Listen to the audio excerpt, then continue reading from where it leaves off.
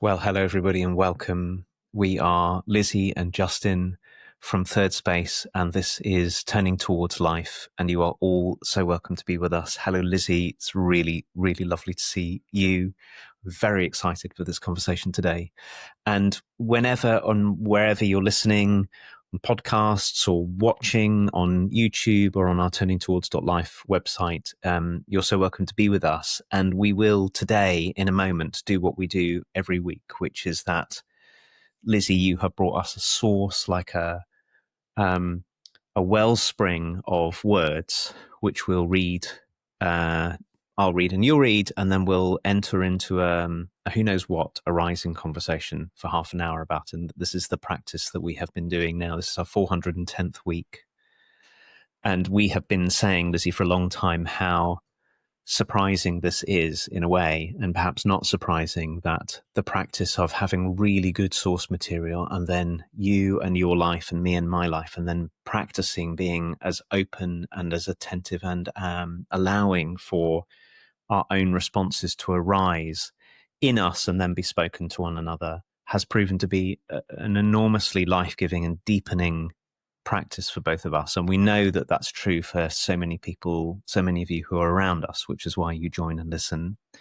And that gives me an opportunity to say that we're recording this in middle of August 2025 on September the 17th. I just looked that up and it may be the 16th. But anyway, that week of September 2025, we are beginning a way of opening this practice to include any of you who are listening, and others if you wish to come. It's called Turning Towards Life Live, seasonal circles of practice and reflection, and deepening is the idea. And we'll meet once a month for a few hours, evening time UK, and you'll get a chance to be alongside Lizzie, you and I, as we talk and reflect about a source, and then you'll get to practice with one another, being in conversation with a source of your own. And we expect it to be very rich, deepening, and also community making experience. It lasts for 6 months. You join at the start and stay with us for the whole 6 months, and then there'll be another 6 months and another 6 months. So we're only a month or so away from that. So I wanted to mention it again, and to say you can find out about it at turningtowards.life/live, or just go to the turningtowards.life website, where you can also find all of these conversations in video form and also the sources. And you can click through there, and you can support us there if you so wish. And you can sign up for our weekly email there. And you'll get all the details of Turning Towards Life Live, as well as all of the weekly sources and all of the recordings. So I really want to just say that before we begin, because it's a way to stay in contact with us and this conversation, and with everything that's being born of it now and in the future. So it's lovely to say all of those things, and to think that these words might be enough of an invitation for any of you to go and have a little root around and see if it's something you'd like to join us for. And Lizzie, thank you for bringing a wonderful source to us, which I'm very excited about getting into conversation with. Thank you, Justin. Hi, everyone. So, Justin, you'll know that I'm away this week with my sister, and our families are kerfuffling around together in Scotland.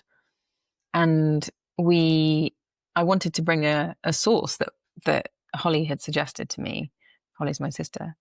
And when I looked for it online to find the source, the poem that she had brought to me and the one online were like really different energetically, and it didn't suit anymore. And I said, oh, but I really like the feeling of that poem. And she said, well, why don't we write one each and see what they're like? Anyway, this is her version. I also have my version. But, as the good old inner critic would have it, I think hers is better than mine, so I'm reading hers instead of mine. But maybe I'll bring mine another time or something. But I think Holly's writing is just so beautiful, and I loved reading, feeling, and wanted to bring it here. So here we go. This is Holly's poem called The Singing Bird. And it goes like this. I have 100 ways of keeping the singing bird pushed down, hidden, anesthetized, comfort none, silenced. but I've learned how easily she can break free and sing anyway. She sneaks out through the cracks that get made by laughter and poetry and art and honesty and dancing and sunshine. I wonder if you know the ways you keep your singing bird quiet. And if you know how to forget yourself so that she can sneak out and remind you of the song you've always wanted to sing.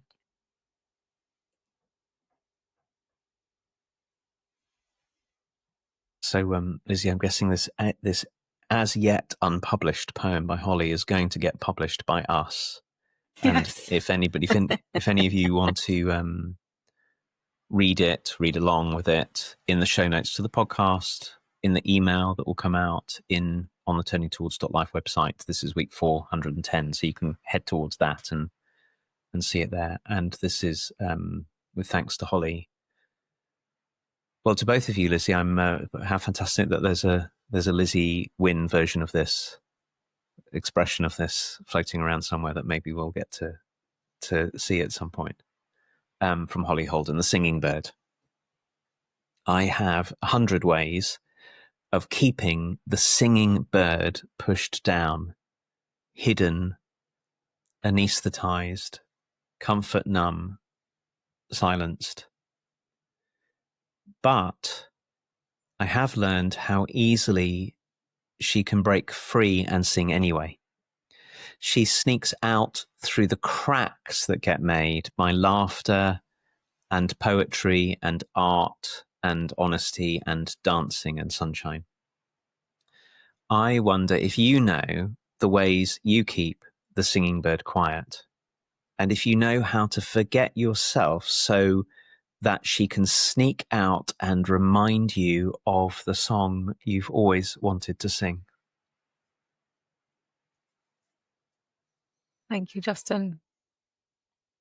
I'm always amazed how it feels to have something read to me and how wonderfully receptive I can be without having to do the reading thing at the same time. And how much simpler it is for me to process when I'm just listening rather than reading at the same time. So thank you. I really felt that then, Justin. And I love this because I can feel the longing in me as you read this. I can feel the longing, that last line of the song that you always wanted to sing. There's something, it points to me to something that's always already and ever has been here. And yet there's 100 million ways that it gets covered up or pushed to the side or forgotten, or there's 100 stories around why I couldn't do it or why it's not for now. And I think Holly is one of those people in my life who really reminds me of and stands for, in all of her work and life and being, stands for this song coming forth. And so maybe we'll get to my poem one day, but part of it, one of the verses is about Holly watching me sometimes when I've been painting and saying, my God, you should be doing this more. And I have this story of like, oh, I'm not a painter and I'm not a creative person but she can see that when I'm painting, something different in me is coming forth that really matters. And so when she wrote this, I was like, yes, that's the thing.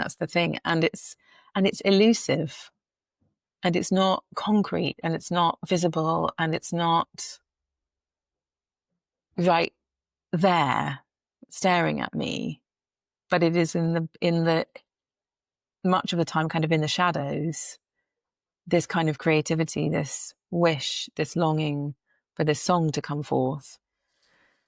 And it takes invitation and like-hearted humans around me to bring it forth.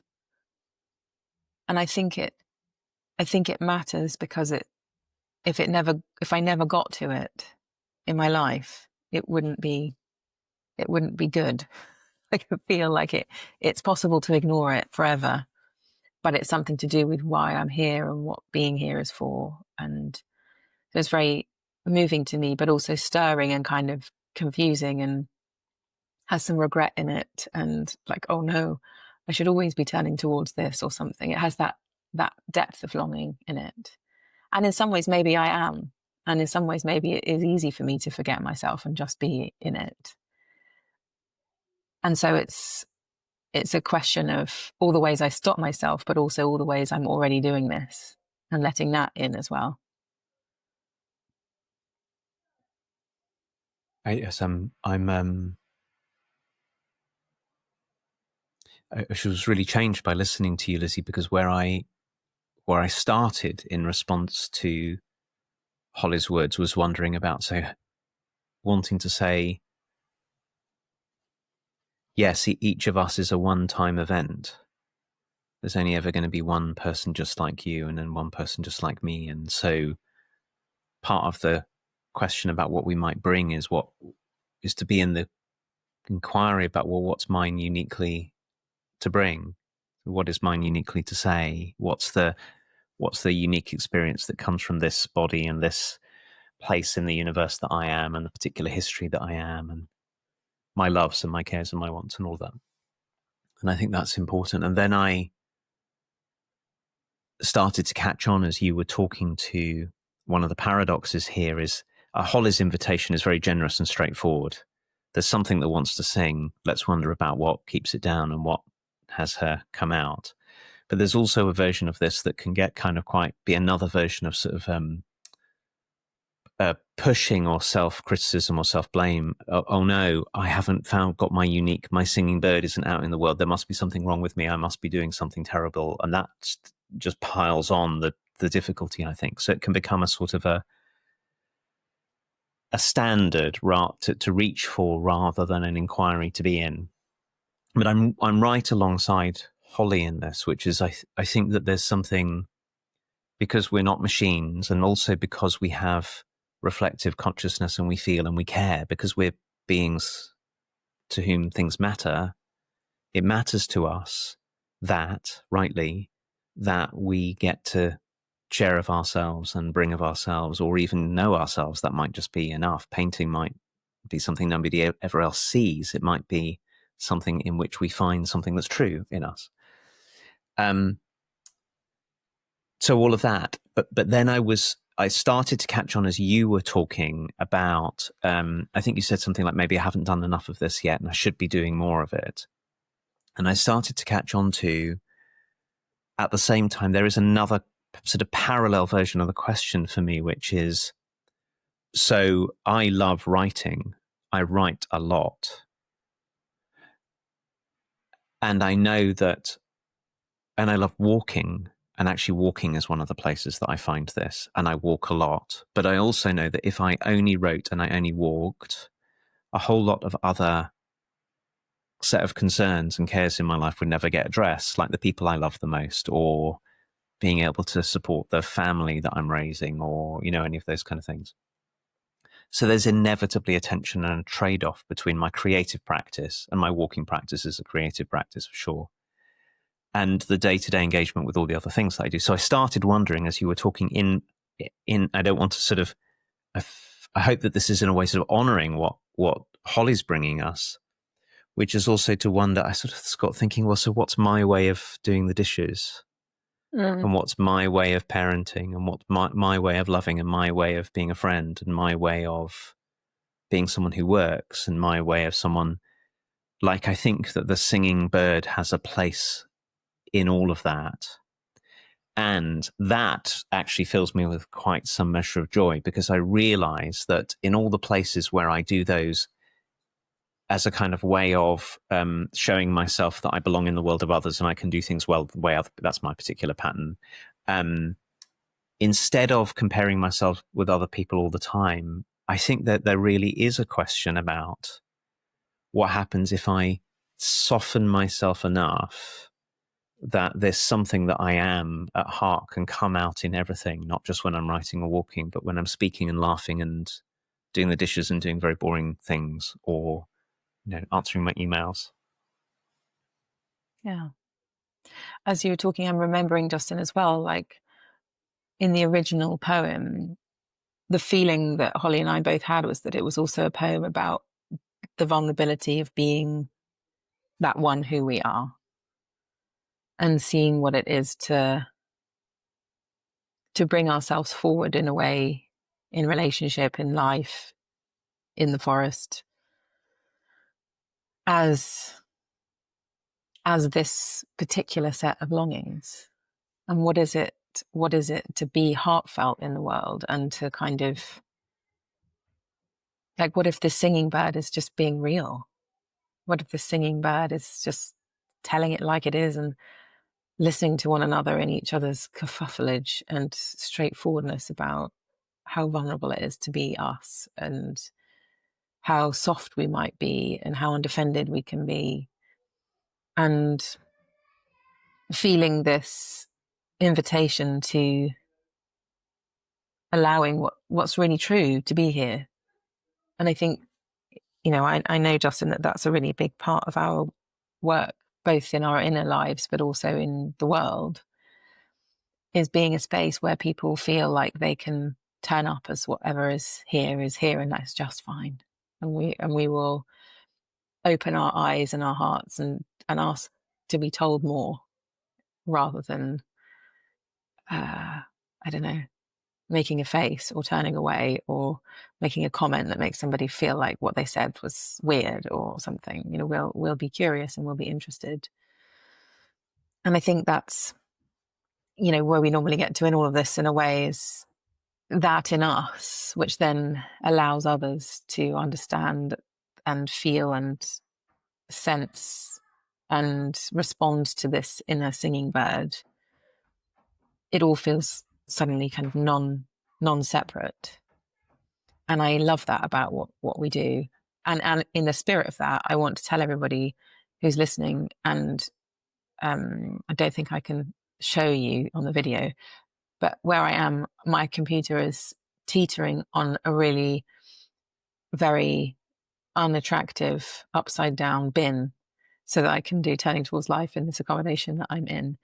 And things like that, for me, where anyone listening here, Justin, gets to know that this is not some kind of glamorous studio where we have all of our soundproof walls or something, but my children are hooning around in the corridor outside, which I don't know, maybe people can hear, and my computer's sitting on a plastic upturned bin, and my life is a kerfuffle.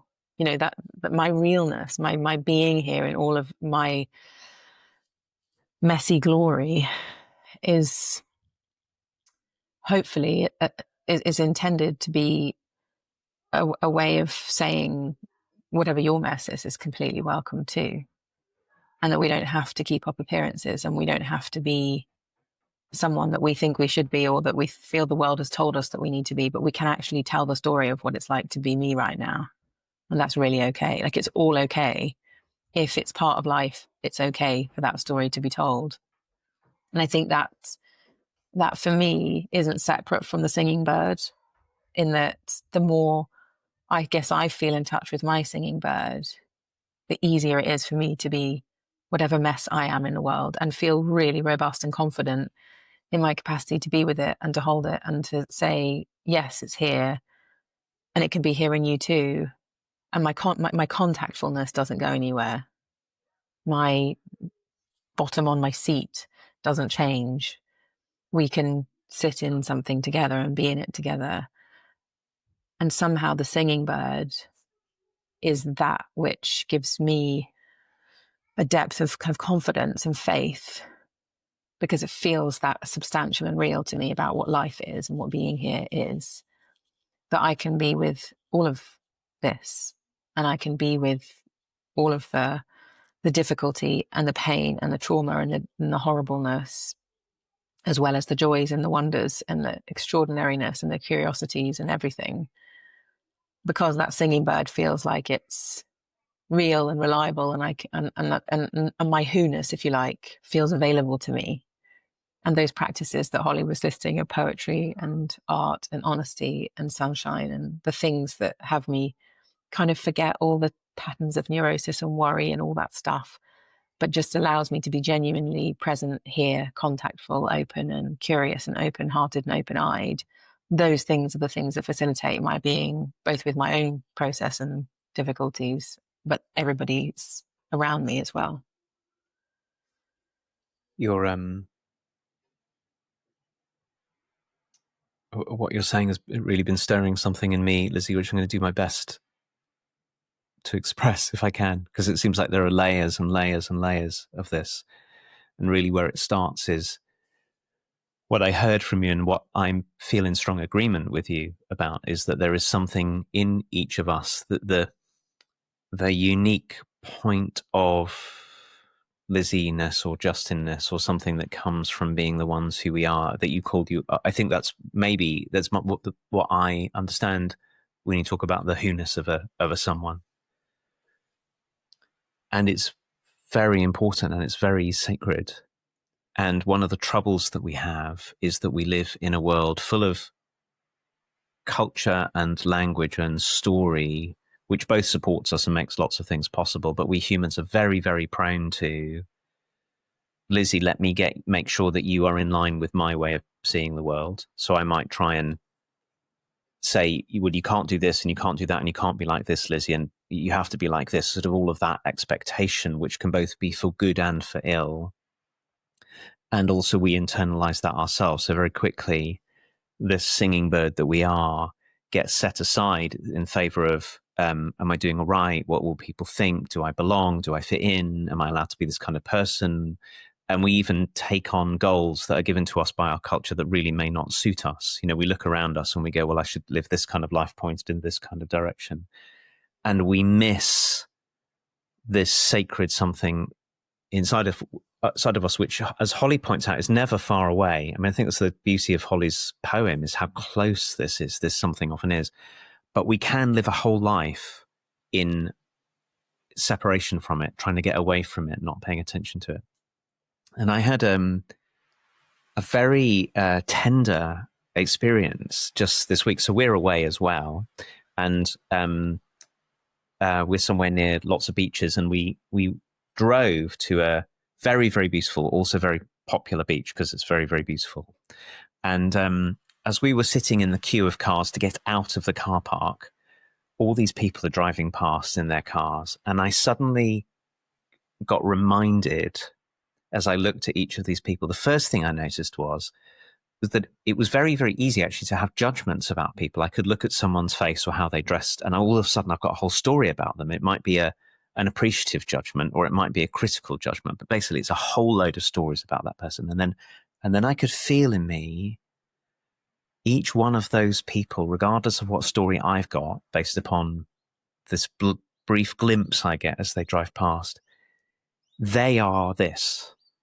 They have their own singing bird. I didn't have this language because I hadn't seen the poem yet at this point. They are a unique, irreducible, one-time, sacred something looking out at the world, life looking out at life.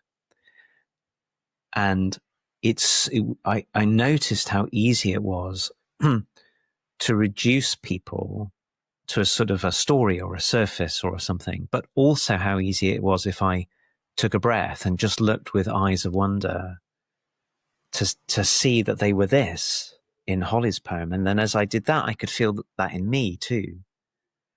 Like that's what we all are, regardless of what life we've made so far, regardless of what's happened to us, regardless.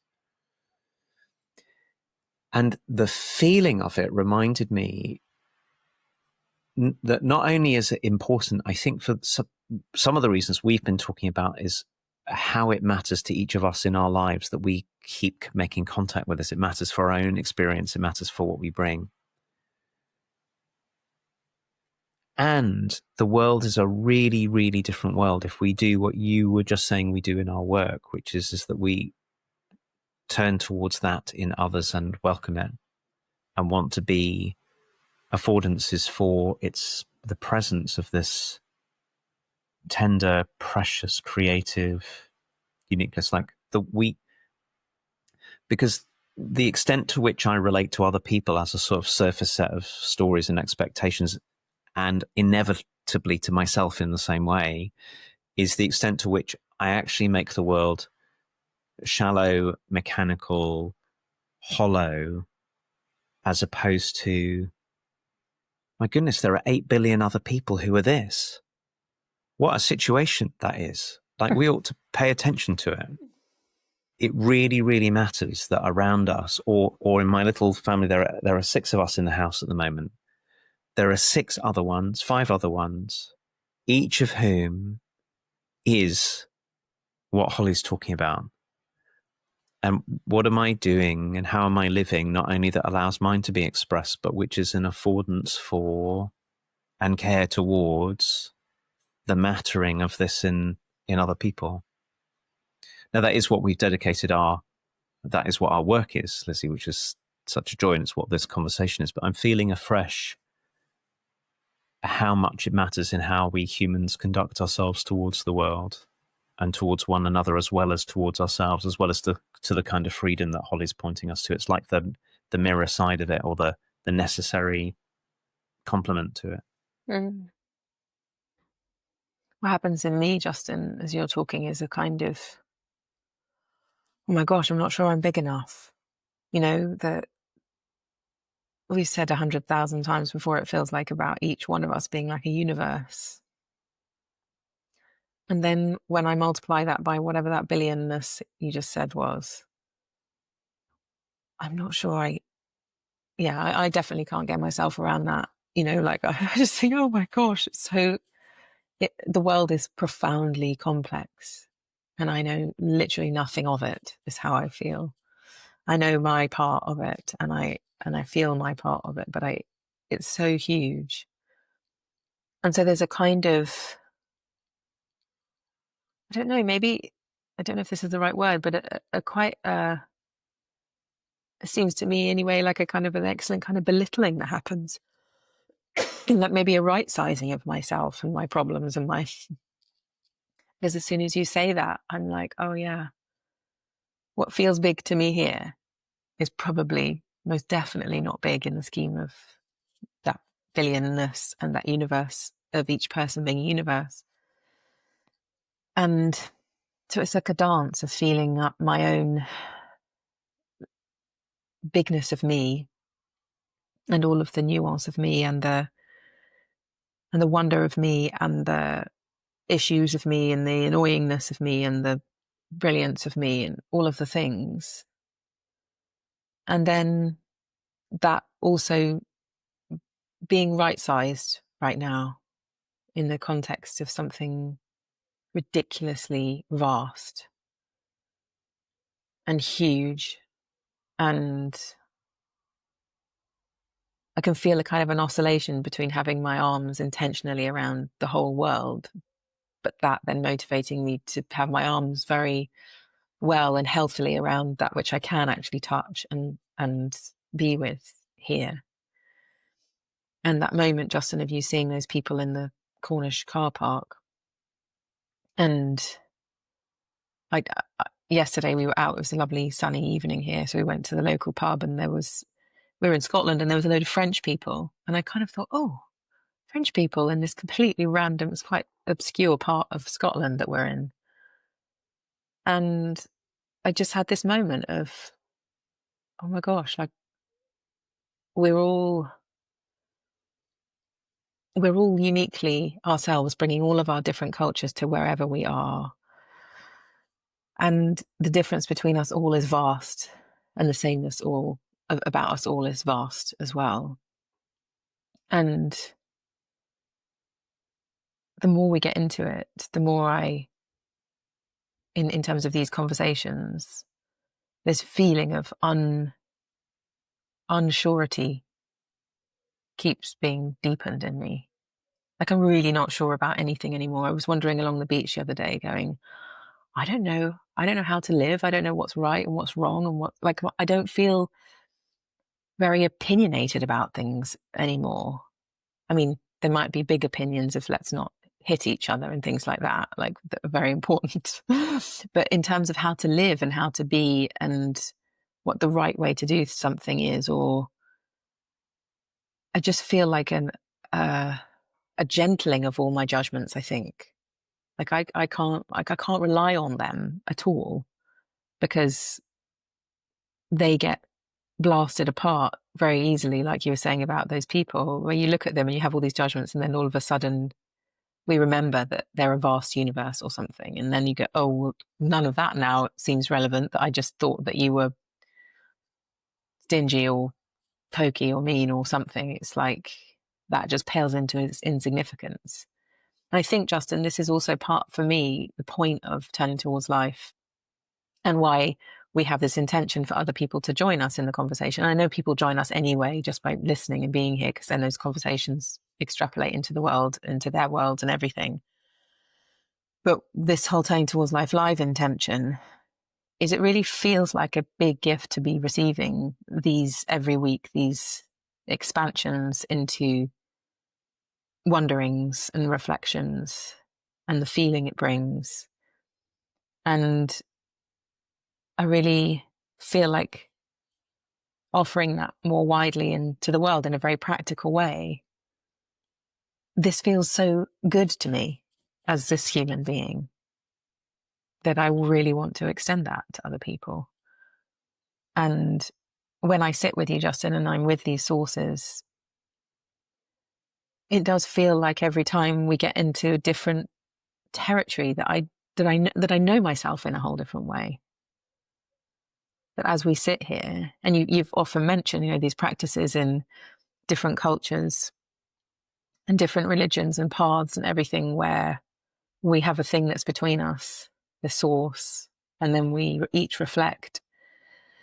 I really get why it's an important practice. And of course, I didn't start this in that spirit. It's grown into something in me where I'm like, oh, this isn't just like sharing with the world who we are or something, and it is a creative expression, but it's not only that, it's actually a genuine process for me of being here and knowing what it feels like to learn and the gloriousness of learning.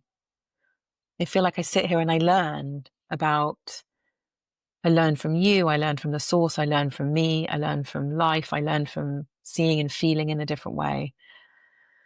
And I'm feeling just an upwelling of gratitude for that and how it opens and changes me every week. And you said 410 episodes. Like we had, it's a long time now of keeping on opening and wondering and being curious and being changed and softened. And I'm in this moment feeling extremely appreciative of that.